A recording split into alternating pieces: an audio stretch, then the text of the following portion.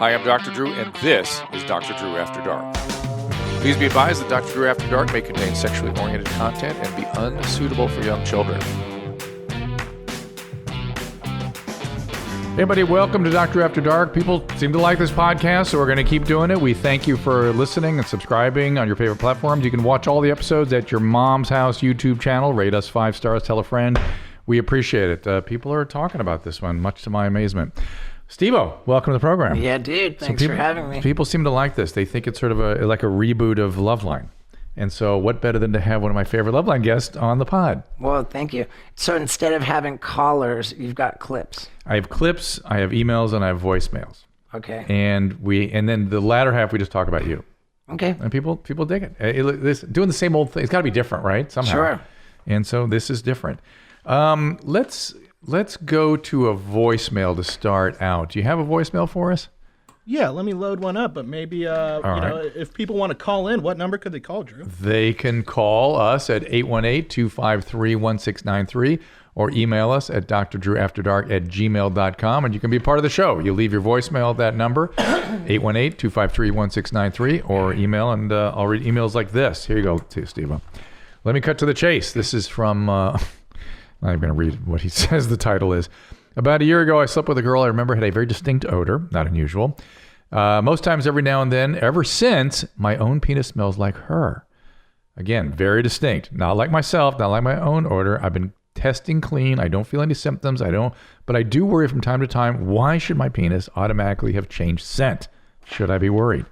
I want to know how he smells his penis. I'd like to know that too. That sounds like a stunt you guys might do. Right. I mean, and I'm going to interject something I think is particularly hilarious here and a little bit pertinent. By the way, that my crack production staff calls this a serious question. This is a serious question. Okay. Right. Wait till the silly questions come in. I'm a little afraid of those, but go ahead. Okay, so this is a phenomenon I don't know if you're aware of, but a man's ball sweat. You know, I think if you keep going, if you go and wipe your bare balls with your hand, yes, and then give it a smell, yes, it doesn't smell bad. Not your own balls, right? Not your own balls. Is it weird that my girl loves the way my balls smell? She'll be like, oh, like, have you taken a shower in the last couple of days? And like, no. And she's excited about it to give him a swipe, and then... Wow, she's like primal man. she's epic. My girl's so dope. We have a picture of you guys in action. Can we possibly cut to that by any chance? It was, there it is. It's one of your bucket list phenomena. There you guys are. Right. Which, had she just smelled your balls at that point? Is that what had happened? And she can't... and what is the device you're using there to make that all work? Okay, well, half of the comments under these photos are who took the photo. And I haven't revealed it. I'll give it to you. It's there's a setting on the GoPro, which it's a vocal command. Oh. So we have it set up on a tripod, and we simply say, GoPro, take picture. Nice. GoPro, take photo. It's a great picture. Well, thanks. It is a very good picture. It was one of your bucket list items. I don't know that was one of my bucket list items. I wouldn't. The bucket list is particularly the bar's really high for that. So this is an incidental phenomenon. This is us having fun. So the ball sweat thing, very interesting. People theorize that that's where pheromones and those sorts of things are activated. So it makes I think it's more that we have unique smells and pheromones that we all put out, so to speak, and that somebody who's really in love and passionately involved with you would naturally find all that. It's just another sensory piece of looking at you, seeing you, being with you. It's just all part of it. And sense of smell, our olfactory system goes deep into our brain very quickly. So it makes sense to me that it would be activating. It can be equally as disgusting, right? Right. So we can be completely put off by people or brought in. Now, why do our own farts smell so great to us? They don't have to. For some people, they're even some the self-smart. They appreciate that their own farts aren't good, right? There can be, if you have a lot of methane in the gas, but generally, I think we are sort of. It's familiar. The familiarity lets us know that we're all good and alive and okay, and here we are. It's us. Right. It's a little territory marking, maybe. Right. Now, I asked that because I shared that. I overshared that. because I figured the only way you can smell your wiener is if you kind of give it a wipe and then smell your fingers. Yeah, that's Right, good. so- No, that's good. It's a good way to do. But here's the deal: is that these smells are caused by various chemicals and proteins that can bond onto our skin. They can like bond to the proteins on the surface of the skin. So it makes sense to me. I have smelled certain smells from infectious diseases and other things, body fluids and things that, I mean, literally I can't get out of my nose for weeks. Right. And that's because it stays bound in there. Right. I think there's a piece missing from this too, and that's that it's only at certain times when he encounters this smell from his woman. Yeah, no, it was a woman some time ago. Oh, okay. He's no longer with, and now he smells like her. So that throws me off. I'm thinking that if he would have had to dip in for a serving but it's not. It's just coming. It's just stuck. Now, wait, I wonder if it's in his nose or if it's actually in his penis. Wow. Interesting. Let's go move on. 35-year-old man, for the last few years, I have an issue where if I masturbate, after having had a few drinks, I will feel a sensation that's part burning, part painful tickle in the base of my urethra, in his taint. He specifies. It's usually temporary, lasting for 10 or 15 minutes, 10 to 15 very uncomfortable minutes before subsiding. This does not happen when I masturbate while sober. I can't recall if I've ever happening during drunk sex, if he's ever had that. I would appreciate your thoughts. I think he's talking about pubococcygeal muscle spasm, which is, if you ever had that, it's more like after you ejaculate, that the taint muscle can spasm and you get a real visceral pain down there. Have you ever had that? That doesn't ring a bell for me. We've established you're a superior genetic specimen. How did we establish that again? I forget. Was it either my high tolerance for anesthesia drugs, Yes, there was that. or it was the fact that you'd had many, many baseballs and bats to your balls. Oh, correct. Yes, and your sperm count was good, above average. right. Yeah. No, significantly. So this pubococcygeal spasm, I don't know why it's just when you're drunk. I mean, muscles do operate a little differently when you're having a lot of alcohol in your system, and it is one of those things. Some people have it all the time. Some people find it very uncomfortable, and it's no big deal. It's a common thing. I was fooling around with my chick the other night, and she had taken a rocket popsicle. I think they mean one of those. Sure, I'm familiar. She had put it in her vagina, quote, for a surprise. As I pulled a few moments later,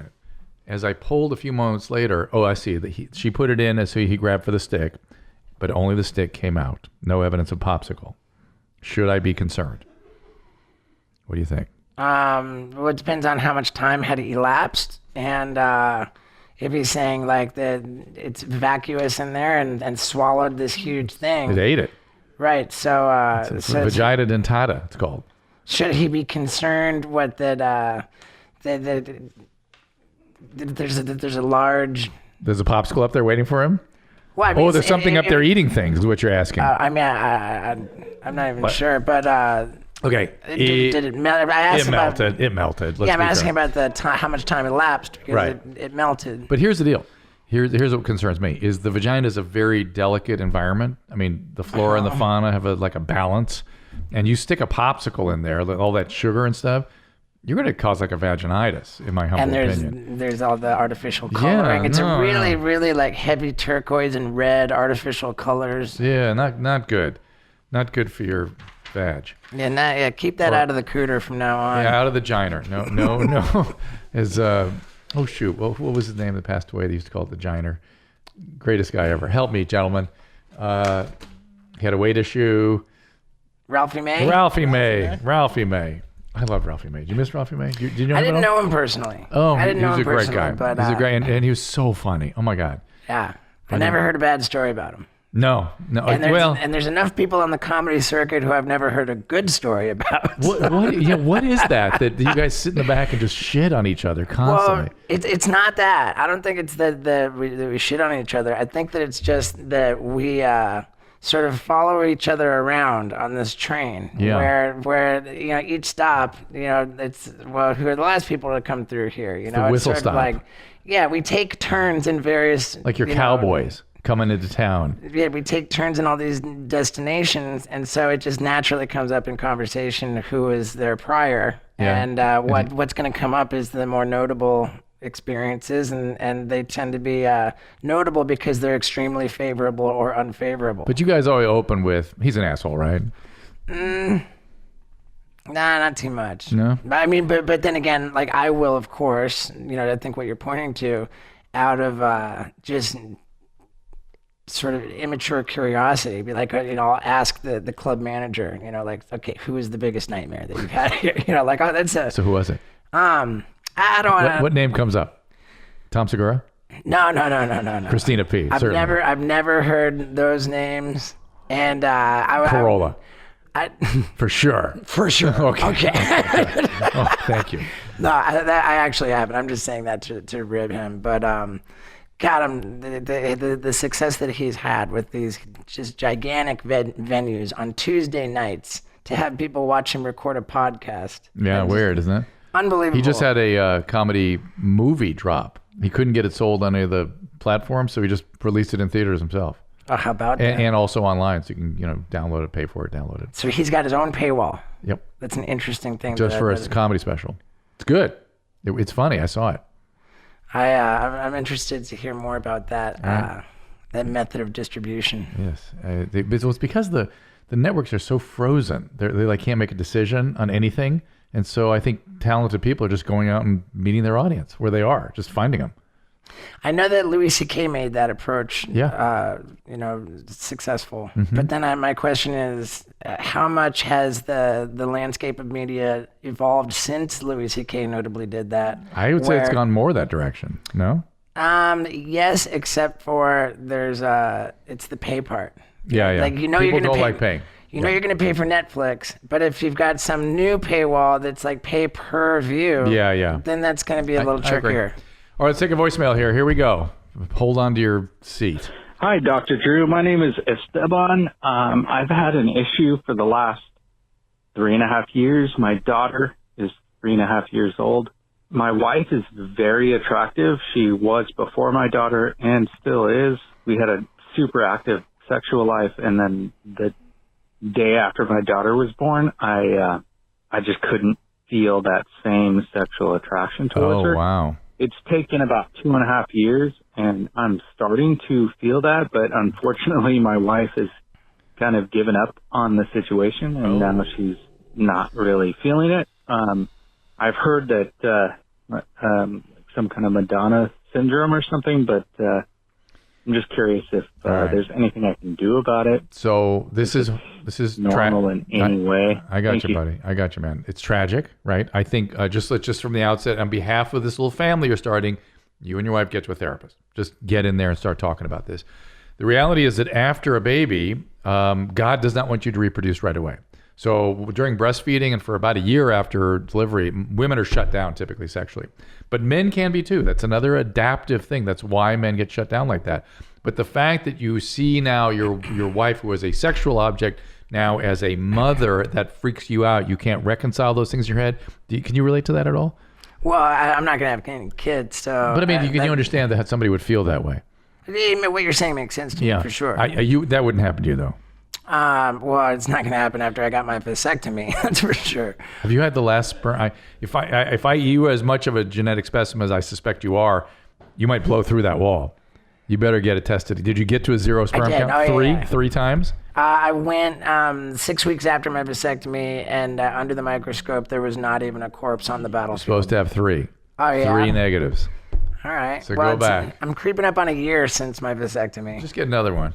All right. I mean, we got to go to this fertility clinic anyway for some other exciting ideas. What? What the hell? So tell them what you're doing now. What is all this adventure you're on? I'm on my bucket list tour, right? Which is it's a list of elusive, outrageous stunts that I never. Like you were telling about skydiving. Skydiving while masturbating. Yes. Actually, as is the custom. Mm-hmm. Perfectly normal, perfectly natural. Peeing white as I fall out of the airplane and through the sky. Peeing what? Peeing white. Why white? Because ejaculating. yeah, peeing white. Peeing white? Yeah, you know.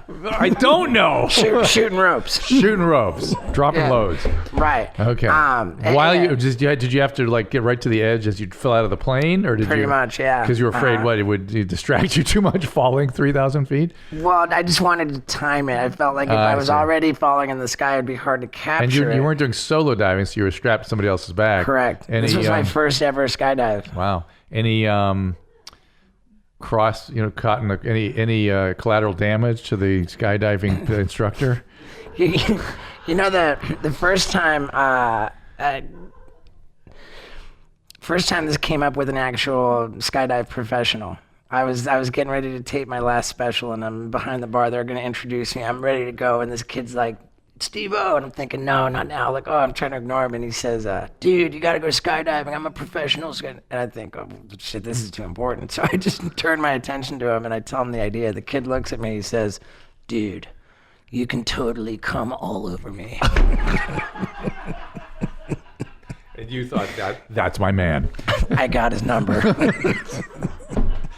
I noticed you're having some of your tattoos taken off. Are these the ones that offended your dad? This is this is as a result of my burns, for which I had the skin grafts. Oh. So you see how that's. Was that when you fell onto the fire?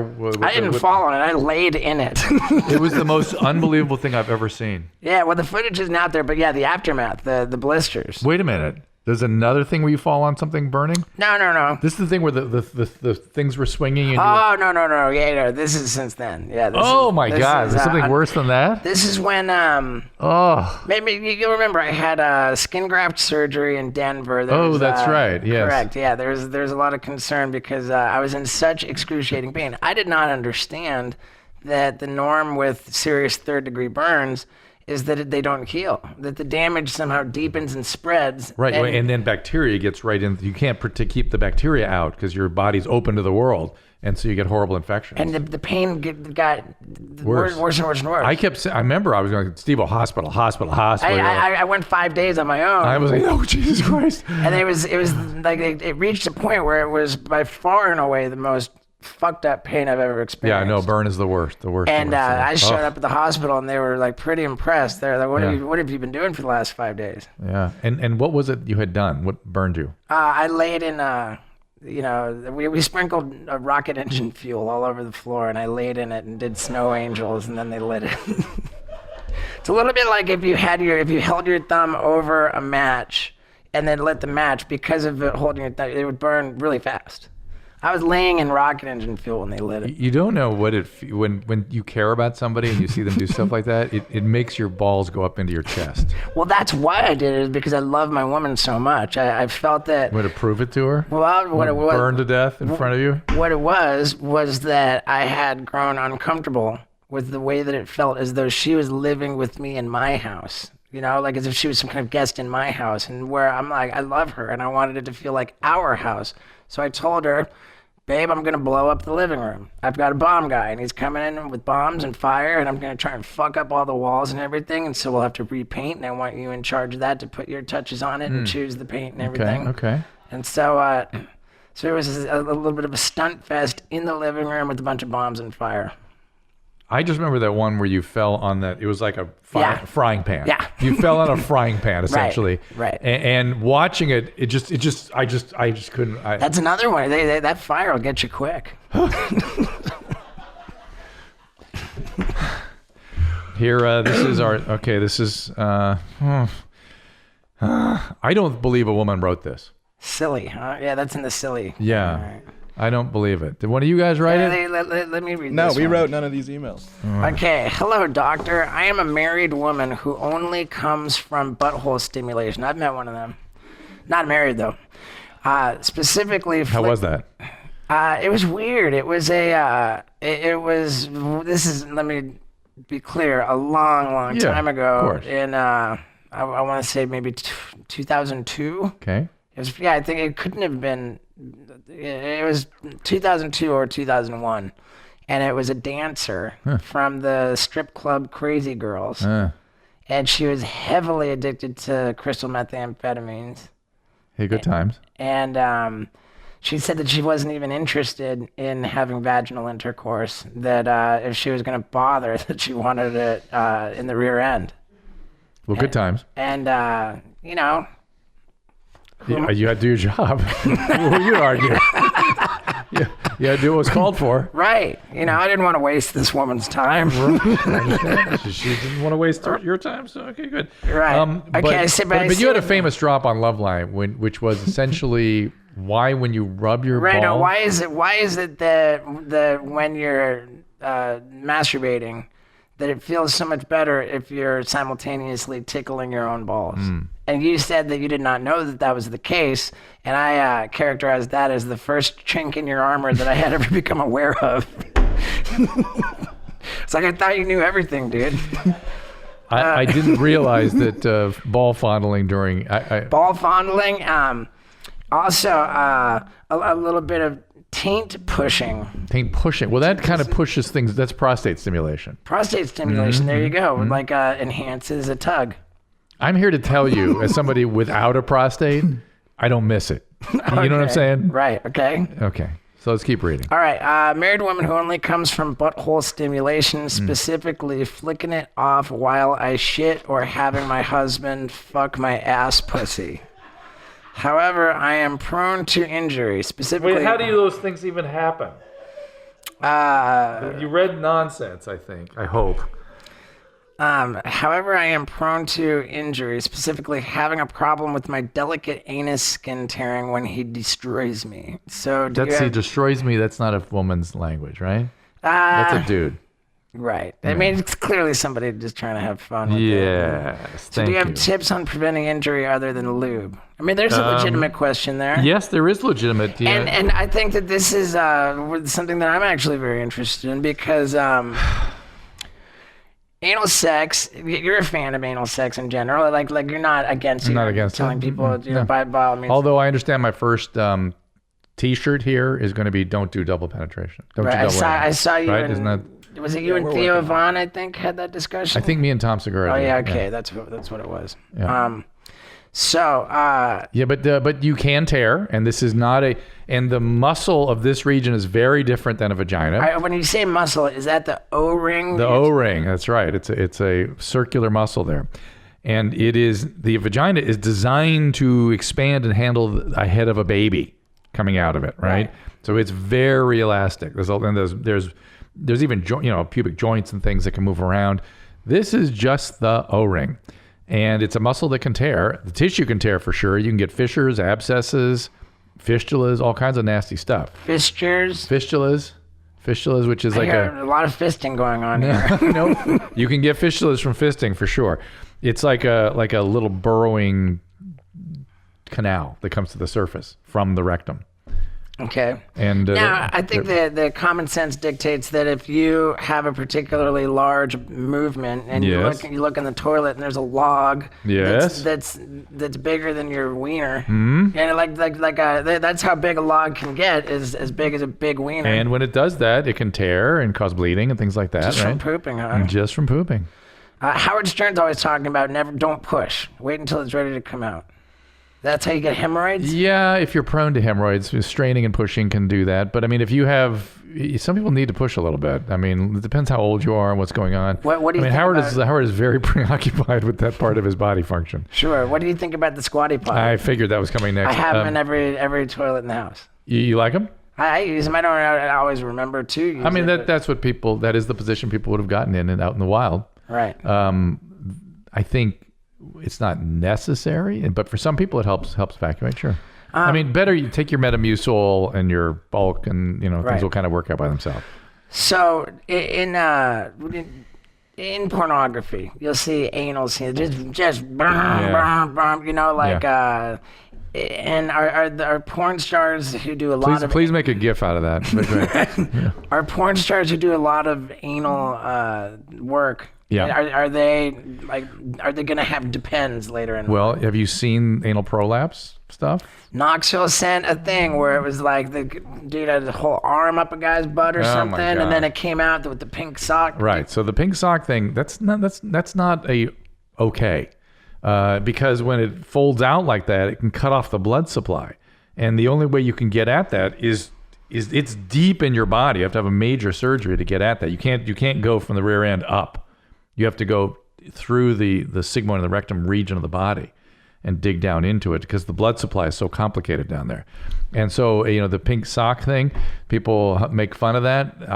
That's to me, called prolapse. It's called anal prolapse. And I just see surgery there's a lot of stuff on this show. I just think, oh, that's a surgery. That's a surgery. Right. I remember there being a lot of concern over the idea that to take the toy car, the Hot Wheels car, and put it up the butt and then go get the x-ray, which we did in our first movie.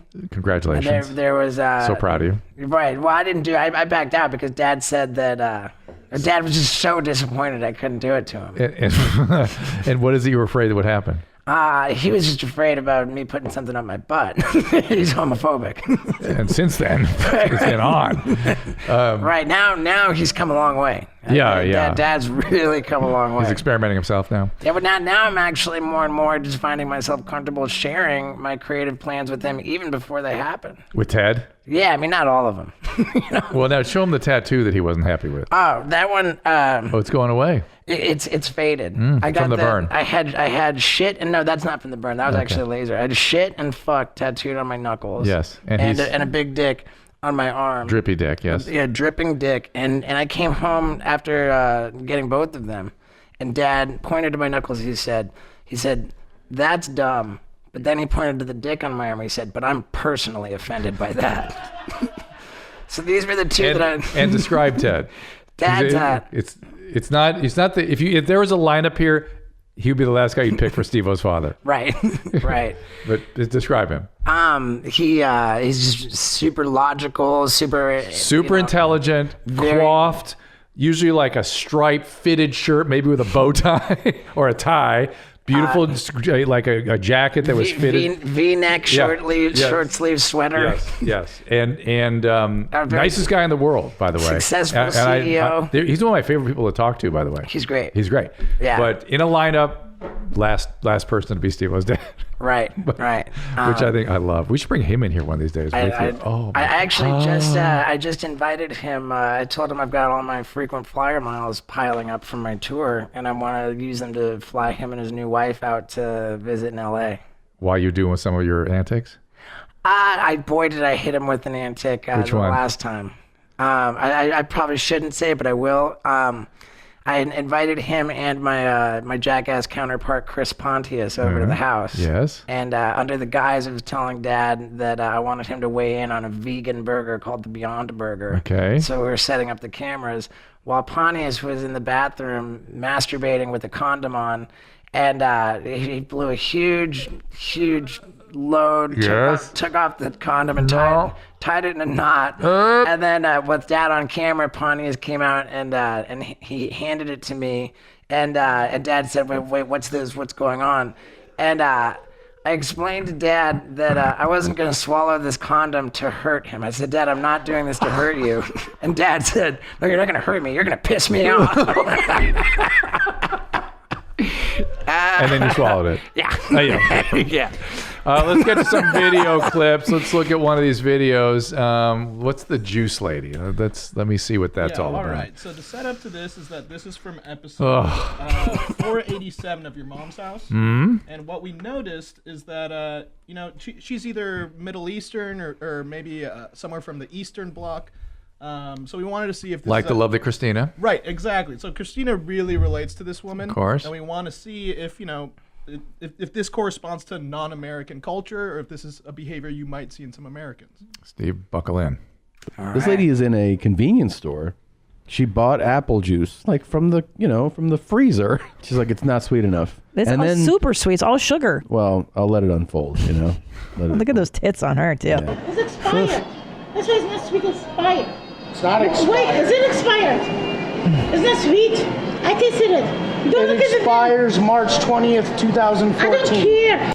So she's trying to switch out some juice. Okay. So she's going to get more aggressive here. Oh, no kidding. I'm sorry, we can't help you. There's no refunds. Refunds? What is it, people? All is about money in America, about money. I want another juice. It's not sweet. Give me a fresh, sweet juice. Why put expired juice on the shelf? What It's not expired. It is expired. I don't believe these numbers. You can call the company and complain to them, but we're not replacing it. What company? Go to hell. What company? You Fetso company. Okay, you can leave now. This is I like the way Tom is already delighted. He's already delights in her misery. Yeah, he loves it. Give me She goes, flashback to my "You're childhood right now. Fatso company. You're fatso, you fat motherfucker. Which company? You're Fatso company. Fetso company. She's out of her Why should mind. I just give me sweet juice? I take my money. Why steal my money? All you fucking thieves. Okay, go. Give me sweet juice. We call the cops. Or call the cops. Okay. Hey, call the cops. Hey, call the Let's cops. You can escape with the cops. It's not sweet. Stop it. All you fucking cops. Huh. So she feels really betrayed here. Is Yes. that normal? No. I hate fat big men. I hate pigs. Stop it. Big man. She's like, I hate fat pigmen. Yeah, She's yeah, so fat. She's so fat. She's such a fatty. And she's not wearing a supportive bra either. Very disturbing. Yeah, so I mean, Dr. Drew, what do you think about that psychologically? So I think that's more psychiatric than psychological. So she is that's called agitation. When somebody's agitated, and of course, the more sort of unhappy I am and sort of bad I feel for some of these videos, the more Tom and Christina experience delight. I just hope they don't ever aren't witnessing this kind of thing in real life, because they'll just sit there and laugh at people. I don't. They're not my friends. I don't know these people. Give me one more video. What else you got there? Yeah, up next, we have a little discussion going on back and forth between Tom and Christina. Uh-oh. And Tom has one side of the argument, Christina has the other side. Want to see what you and Steve-O who you guys might side with. Hey, by the way, did they mind me taking that dog head and wearing it? Oh, they loved it. Okay. They cannot wait for that episode. Okay. Go ahead. You know, last night we were getting ready. We're winding down for our evening, and then you disappeared into the bathroom, and I was like, "Are you going to make brown now?" And you're like, "No, I'm just going to go read." And then, of course, I put it together that you were browning because I heard the sounds, and I started to smell the smells through the door. No, you didn't. And then it was so interesting because you came out and you were like, "All right, are we going to make marital loves now?" And that's fine. I'm just saying it was interesting because there was no lag time. There was no refractory period. Okay, hold on. Stop this. There's a lot packed into that. First of all, Steve-O, as a man, merely because you've evacuated your rectum, that's nothing to do with sex or not sex, right? I mean, you'd be conscientious and. Is it your rectum that you evacuate? Yeah. Okay. Well, it gets into what's called the anal verge, and then it goes through. So you evacuated your materials, and then it's time for sexy time. Is there have to be like a transition period, right? Other than being careful and respectful to your partner, right? You don't want to expose her to anything unnecessary. Thinking all the while how your girlfriend is turned on by all of your olfactory stimulation. Fiance. Your fiance is activated by all of your scents. Would there need to be any sort of transition going from brown to sexy time? We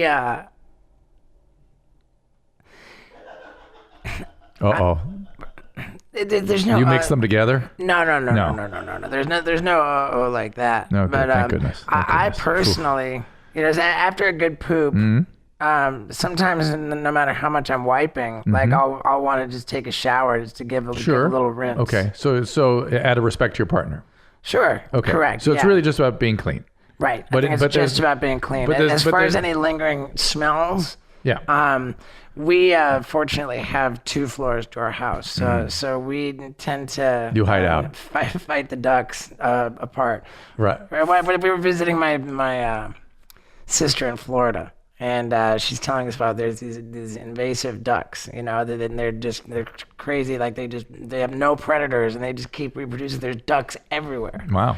And then my fiance Lux and we went to we went back to our hotel, and I had a real big fart coming, and so I actually opened up the hotel room door and I went down into the hallway and let it rip, out of it. But she heard it and she said, "Is there a duck out there?" Quack. That's love. Quack. All right, let's hear the rest of this video. Here we go. Between your browning and then your need to ejaculate. Yeah. Well, the thing was that Brown interrupted my sexual. See, it's an emergency. So but she likes the brown. That's the thing. Christina loves the brown. I don't understand. Christina's she finds bathroom humor the funniest of all funny. And Tom, not so much. So I'm surprised that she even took issue with this and it didn't like work the way your ball scent works on, on Lux. But Tom, on the other hand, finds sexually macabre material funny. And she's not so much. It's interesting. Give me an example of sexual macabre. Gentlemen, the gauntlet is down. Do you want to show him something? Sexual. Do you want to show him Terry? Oh no, we cannot show Terry anymore on this YouTube channel. Oh, really? What happened? We just keep on getting demonetized. It's not a good look. Wow. How? Apparently, YouTube standards guidelines is it's pretty strict. Yeah, I'm pretty good at getting demonetized on YouTube. Wow. So I think me sitting here might get you demonetized. Interesting. All right, keep going to this video. Here we go. Stairs like, I'm ready for sex. Oh, okay. And then it was like, hey, but we kind of need to make a pit stop. See, she loves that. She loves that. I'm seriously blown away because I didn't realize. Well, thanks for putting out there. That was cool. But see what I'm getting at though is women, these things are compartmentalized. Ne'er the tween shall meet. Even somebody that's into the brown like Christina, right? Right. These things, obviously people have weird things, but for the most part, these are like, you can't, one is a, red light and you can't be on your way to one and stop for the other. They're different phenomenon. Yes? Yeah, I actually just got, I just got struck by something that's so pertinent to this. Please. And it's not that Lux is into the brown, but she's just fucking cool. And I had an item on my list was it just struck me as like hard to believe that with all the 20 years that have passed since we started doing our Jackass stuff. Yes. Nobody ever took a shit on a fan. That's amazing. So I ordered a fucking fan. And you mean like an industrial fan? Yeah, I'm not talking about a person who appreciates her art. An industrial fan, right? And so, did you run it upwards or across? Totally upwards? straight upwards. Yeah. And I didn't poop for 3 days. Oh, nice. And I consumed I went to the store. I got all of the liquid laxatives powder. I consumed so much laxatives. Didn't you have cramping and stuff for a couple days? It was day 2 that was the most uncomfortable. Yeah. Day 3 wasn't as bad, and then came the laxatives. Woo. I thought everything was going to fall out of me like a bucket of soup, and that doing it over the fan with it pointed straight up, it was just going to come right back up. I was even going to get in the position to let it come right back up and be all over my face. Yeah. And when I peed on the fan to warm up, it was exactly the way I pictured, a big fountain of vertical spray. Nice. Congratulations. But when I pooped on it, a little heavier. Well, nothing. It didn't fall out. I had this dangler. It was just dangling and dangling. And then when it finally fell, it didn't come back up. It went. It didn't go. It didn't get on the fan. It got tossed. It got tossed. Okay. And then it kept. And then it kept coming. And it's flying It's all flying sideways across the yard. Oh, nice. And I got these people standing around, and they're all running for their lives. That's good. I got people barfing while they're running. And Lux just stood there and took it. Slow clap for Lux. Yeah. She is cool. And the only time she fucking even budged was to go in for a better shot. With a camera? She held it nice and steady. And she was wearing a mini skirt the whole time. Wow. And on camera, in the clip, she says, do I have shit in my vagina? She checks. Because she was legitimately concerned. And as well she should be. In my act, that's how I start off the show. I'd say I start off essentially, saying what I'm up to and how I just got engaged. And you give an example of how cool she is. Well, yeah, I say the moment that I knew that I wanted to put a ring on it was when she said, "Do I have shit in my vagina?"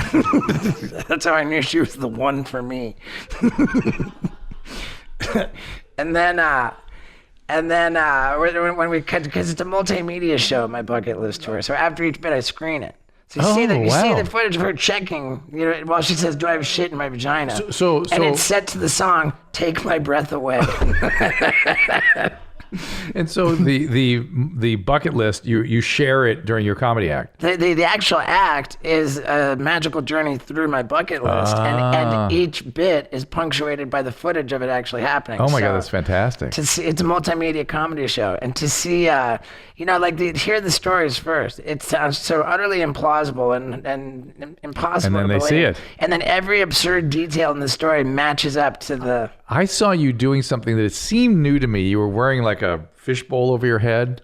Oh, no. That was from our second movie, The Fart Mask. Okay. And they just immediately started vomiting. Correct. And then I almost vomited. Yeah. Well, that's been known to happen. I mean, I don't know you to vomit, but yeah, it can be contagious. Yes, it is contagious. Absolutely. Yeah, is. like that movie Stand By Me. Can you guys? We had to post that, gentlemen. Maybe we don't have to do it right now because Steve and I both know what we're talking about. Right. But back to this Tom and Christine. Yeah. Thing. Lux took no.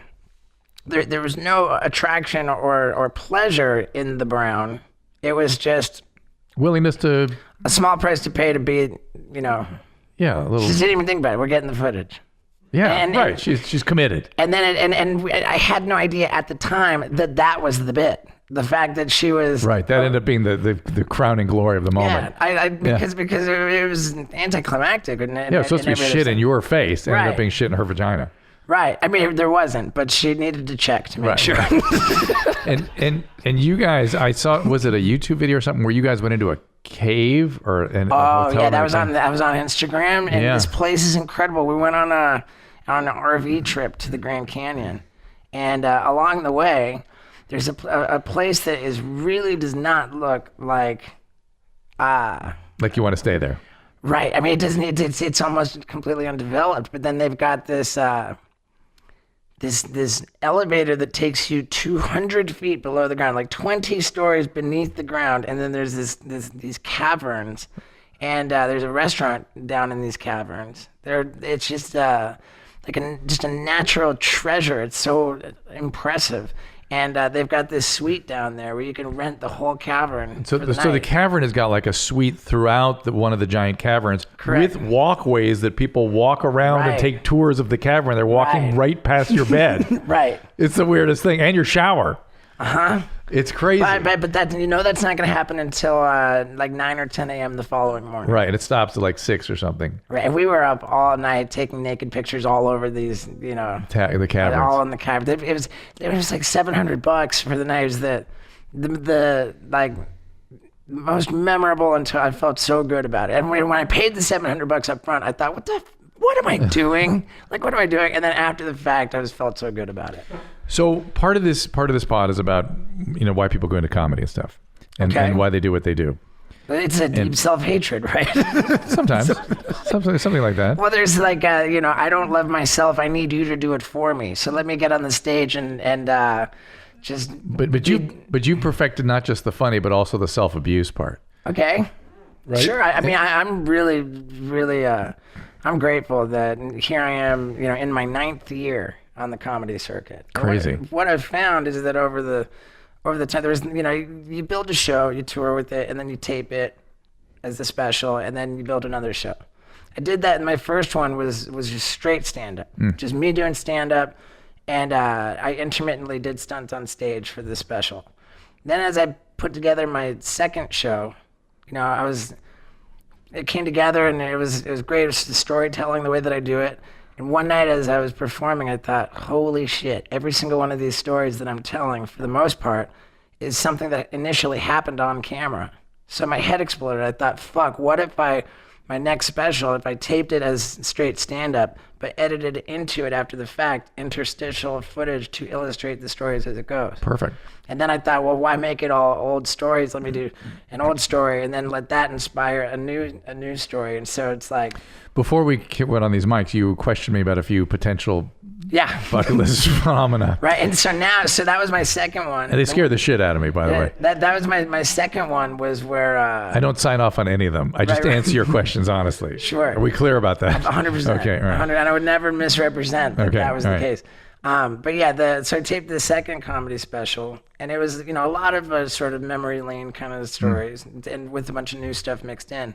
And then now the newest show, the one I'm touring with now, the Bucket List Tour, there's no old stories. I did it all for this. Great. And how each item on my bucket list, the execution of it, has had various implications on my relationship with Lux.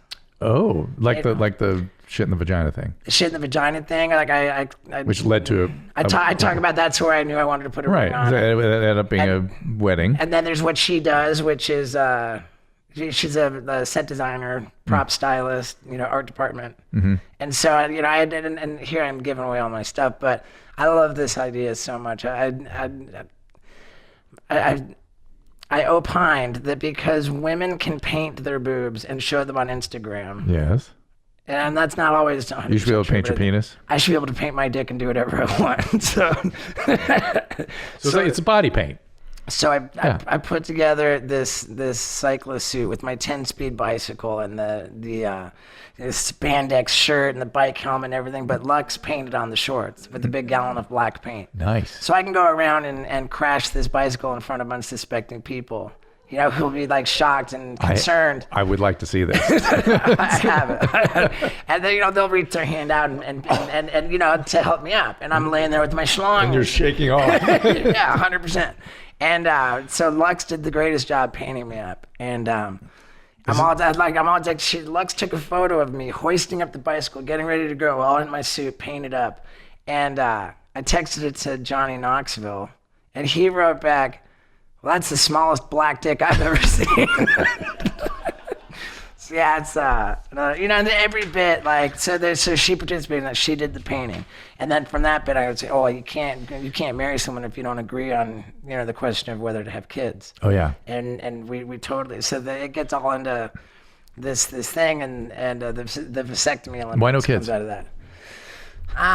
There's a couple things. There's the fact that alcoholism has not skipped a generation in the family tree as I know it. Mm-hmm. It's 50-50, right? Your sister didn't correct. get it. Yeah. Well, no, my sister. Okay. Do you have a North American Indian descent in you? I don't. But tell me about a nationality Irish? that's Scottish, Irish. Yeah. Okay. Russian. Okay. Or whatever. Right. Whatever it is. But there's my genetic concerns. Okay. I feel that that's a concern, okay. but more so, I look at the world that we live in. Like for my dad. My dad's significantly older than you are, but when my dad graduated from university, and he was at the top of the class, but for my dad's generation to graduate from a university, that meant placement in the career of your choice. Mm-hmm. For my generation, it didn't guarantee it. It gave you a better shot, but it didn't guarantee anything. Mm-hmm. And then now, if I were to have kids, a university diploma means absolutely fucking nothing except debt. Mm-hmm. And in a world where the rich get richer, the poor get poorer, the middle class disappears, and opportunity dwindles, I don't want it on my conscience that I created a person to suffer. Okay. So when I could turn my attention to helping people who are already here, we want to open up an animal sanctuary. That's our whole plan for our future. And it's I know a bit about your story. I know your dad, and I know sure. You sort of rebelled against him, yet you've always been very close to him. You're sort of the anti-Ted, and yet you've always had a real closeness with him. Well, initially, when I dropped out of college. And I'm going to become a crazy famous stuntman videotaping stunts with my home video camera. That didn't... didn't excite him. It didn't excite him. No, it actually served to create a wedge between you guys. A wedge between us. Not that he wouldn't want to. No, I know. It wasn't that he didn't want to have a relationship with me. It's that I think he raised me with a certain level of pride, a certain level of standards and expectations that I wasn't doing anything I approved of. I wasn't looking for him to support me in doing what he didn't approve of. Right. And I didn't have any good news to share, so I didn't call. So we didn't have a relationship for some time. You were a little ashamed. I was ashamed. Yeah. And then the addiction kicked in. But then also, and it was because my mom had this aneurysm. And Well, that's what I want to talk about, but go ahead. it was when my mom had the aneurysm that it was October 10th of 1998 that this happened. At that point, I had not earned a dime, to speak of. I had no fucking success at all. I had graduated from clown college, but And your parents were separated at that point, and you were They had been. They and had you been were very long close with your mom. I was very close to my mom, but yeah, and I was living with my sister out in Albuquerque at that point.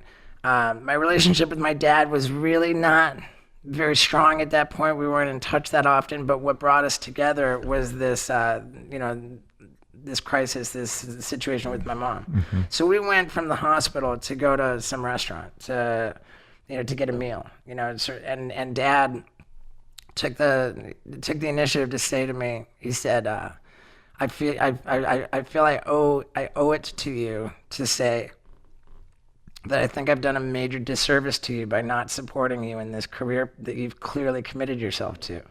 He says, I certainly wouldn't have chosen this for you, but my dad wouldn't have chosen what I chose to get into. He said, I see that you're committed, and given that, I recognize it, and I just want you to do the best you can, and I pledge to support you. And it's so meaningful to me that Dad said this to me before I had any success. There's nothing about the way things happen was him coming around because I proved that there was a viable, like he didn't get on a bandwagon like once things went my way. Yeah. Like almost things went my way because he pledged to support me. Like the very first, nickel and dime, negotiations Dad actually helped me with. It's like, so what initially drove us so far apart ultimately brought us together. And your mom, what's weird to me is I didn't know a lot about your relationship with your mom until we did that Tyler Henry thing, you and I, which is how coming about on that? soon. Yeah. And she was a lot like you. She saw you in her, and she was a lively. I forgot about that. Yeah. Well, that's how I learned about that relationship, strangely, because I knew about Ted. And the people can see that it's gonna be the last episode of his season. They were so happy with it. Wow. Okay. Yeah. To be completely honest, I went in there. I know. I was unwilling to pretend that I was ready to shit all over the whole thing. I know that. That's why I wanted you in there. I didn't give a fuck. I was like, you know what? No, like I don't even like it. I can't even believe I'm doing it. I love Dr. Drew. It's that's why I'm here. I'm not going to pretend that I'm impressed. And that lasted about 2 minutes. I was so fucking impressed. And well, that's kind of why I wanted, because I was on this episode. I study his brain while he's doing it. I wanted somebody challenging. I wanted to see what he did. But in any event, that relationship is very interesting, and very sort of sad or tragic for you too, that she left the way she did, and she sort of had all the years afterwards. What was tragic was the suffering. Yeah, she survived this aneurysm, and I have a feeling that's what Luke she lived for another 5 years. As we record this, the whole Luke Perry thing hasn't come clean yet, but I have a feeling that's what this was. An aneurysm? Mm-hmm. They keep saying stroke, but I don't think so. I bet it was an aneurysm bleed. Subarachnoid brain hemorrhage. I bet you. And I spent a lot of. I still can't say that I don't wish that it would have just killed her. Yeah, of course. I understand that. Because her quality of life was so low, and she clung to it so much. And I don't think that she was really there to. Do you think in any way her clinging to life caused? She was afraid. She was super afraid to die up until the very end, when life was just so fucking bad. But do you think your challenging death all the time is a response to that? I don't think so, because I was already doing that. I think that on a larger, more sort of big picture view of the human experience, I think that you could think of it as like a catch-22. We have one instinct, which is to survive. We have one guarantee: we won't. So we're in this fucking jam. It's like, okay, wait, hold on. I don't want to die, and I have to deal with the fact that I am going to die, and I hate that. So it's almost like life, the human experience is an exercise in wrapping your head around your mortality. And there's really 3 ways to do it. There's procreate, so that you have your legacy that lives on. Sure. So it's okay that I go because I've left this legacy. Yep. You've got religion, which it's like, oh, I'm terrified I'm going to die, but I'm going to heaven, so everything's going to be okay. And then you've got the third category, Where you do a snow angel and fire. That's the third category. It's the dynamic of the cavemen drawing stick figures on the wall, because after they're gone, those stick figures will remain. So the creative solution. Creative, And I took to the video camera as like a religious thing, like like I'm gonna be dead, and I thought that I was gonna fail in life. I did not think that there was gonna be any success for me. I lacked the survival skills in every sense. I couldn't go to class. I couldn't keep a job. Yet you were a huge survivor. You may have lost some of the skills to survive easily or well, but you're a huge survivor. It's turned out to be the case. But yeah, I thought that I was going to die young, having failed, and everything I was doing with the video camera was like essentially just loading my message into the bottle so that it could be, so that I could posthumously be discovered as the Van Gogh of dipshits. I got to write this down. I want to say thank you to the Van Gogh of dipshits. But where does the funny come in? I think that the funny comes in with I would have loved to have had the kind of like raw, like incredible talent to be able to perform feats that were deserving of attention on a world. Just extraordinary. Yeah, rather than peculiar and funny. Right. And macabre. I think that it's like, okay, what can I perform? What can I do that nobody else can offer with my limited skill set? And but they're usually funny though. Sure, of course. And where does the levity come in? Where's the mirth? I don't know. I mean, not to say that. Why do we laugh at people getting their balls kicked? Oh, I misunderstood the question. That's one way of asking the question. Right. Okay. I mean, there's the rubbernecking syndrome where we legitimately love. Where if it's not us, it's funny. Yeah. But yeah, I don't know. I'm not even sure. But I love doing funny shit. I love making people laugh. I mean, that's for sure. Well, the way you construct what you do is funny. Well, thank you. I care about it. Yeah, and I don't know that I can always put my finger on why it's funny. Right. But it is. Well, thank you. And sometimes it's the nonsensical associate, jacking off on a sky. It's like these why. It's like the Sesame song. Right. One of these things is not like the other. One of these things doesn't belong. And and I mean, here's another idea that I had on the bucket list, and of course it turned into this whole interesting saga. But it makes people laugh just saying what the idea was. To line up for a foot race with one of my buddies, and like any good race, it starts with a gun. On your mark, get set. They shoot tranquilizer darts into our butt cheeks. At which point we sprint for distance. See? It's just there. That's funny. Like a picture of we're running and then falling slowing unconscious. Down. Whoa. Yeah, and just struggling to get further than the other guy and landing flat on your fucking face. Did anybody discuss with you the possibility of curare? I don't know what that is. It's a paralyzing agent. Oh, wow. That's interesting. I'm glad you mentioned it. But you know what I think about, and this is an honest answer to why is it funny to watch people get hurt. I think that it's all about hormones. And to be more clear, it's never fucking funny to watch a woman get hurt. I don't think it would ever would be funny because their estrogen is sort of drives them to be motherly, to be caring, and so that's not. But because we're aggressive, because testosterone is all about being macho, providing, showing power and defense. To see someone whose whole makeup is driven to be strong and powerful and macho, and then to see that person fail, even get hurt, it's like, haha, right? Yes. It's like you're cut down to size. Right. It's like, you've got such a strong urge to be one thing, and when you come up short, when you fail, there's thus being kicked in the balls is sort of a classic never thing. Gets old. And stool all over you in one fashion or another never gets old. Right. And I think what made me and my buddies successful was our willingness to Do anything. Well, our willingness to not look cool, like there's such a. Well, it's interesting, when you got sober, your relationship to the stunts changed. And it was more difficult to watch you do them because you were actually having a lot of feelings about what was about to happen, I hadn't found my voice yet either. It took me some time to get comfortable in my skin and now I've really found my stride. So what's the one where you were in an outhouse and it was being what was that called? Pucano? It was called a Poo Cocktail Supreme, but it was bad. That was rough. That was a rough one. I mean, it was safe. Was it? For that whole third movie, my rule was no paralysis, no death. And as long That's as a good policy. Right. As long as those aren't real concerns, then I like to consider myself in. Are you guys working on any other films coming up? Can you say? I'm not ruling it out.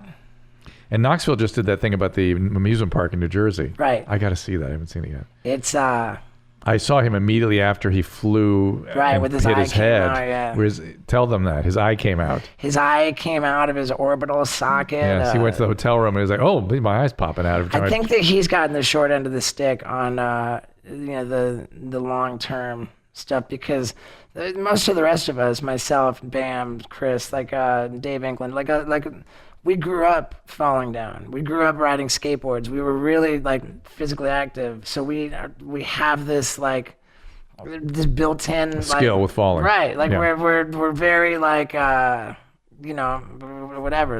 Knoxville doesn't have any of that. So when Knoxville falls, there's no instinct. There's just impact. his head. Yeah, there's just impact. Yeah. And I think that in the long term, that's gonna be showing up from.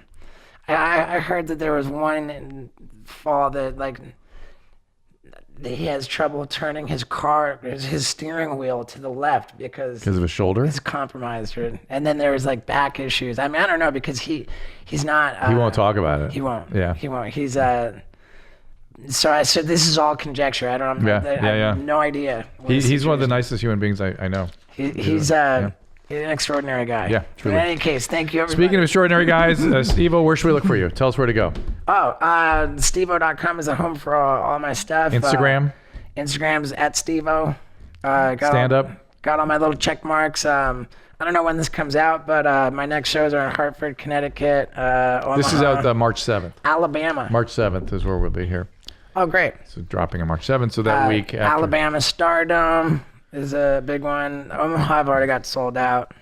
Hartford, Connecticut. I don't know.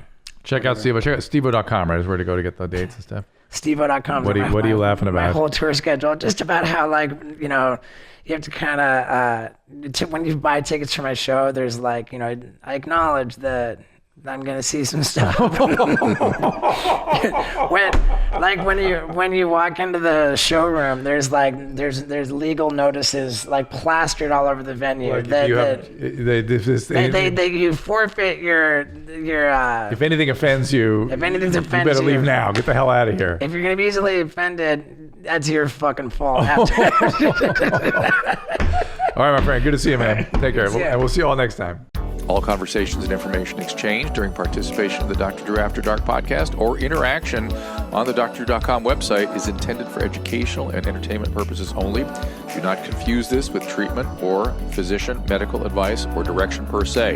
You must always follow your medical professional's advice and direction. Nothing on these podcasts or posted on this site supplements or supersedes the relationship and direction of your medical caretakers. Please understand, I am not playing the role of physician in this environment per se. I'm educating. I am a licensed physician with specialty boards in American Board of Internal Medicine and American Board of Addiction Medicine.